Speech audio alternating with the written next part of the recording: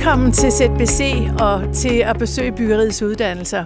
Når du møder ind og har fundet hovedindgangen, så kommer du ind her i aulaen, og så bliv stående her og vent, så kommer din underviser og venter på dig.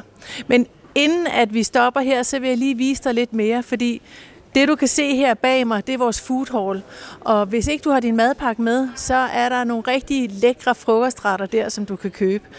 Og det kan jo være, at det er lidt fristende at skifte madpakken ud en enkelt dag eller to.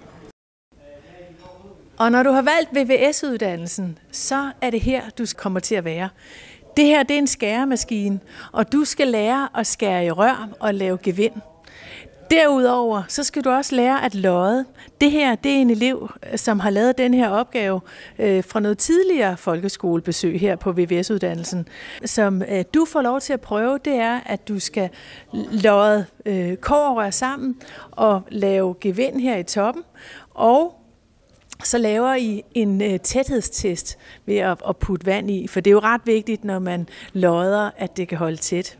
Det er noget af det, man laver på VVS-uddannelsen samlet set, men der er også meget andet her. Vi har varmepumper og tagdækning og alle mulige andre ting, som har rigtig meget betydning i forhold til vores bæredygtighedsarbejde og opgave, og så almindelig vedligehold.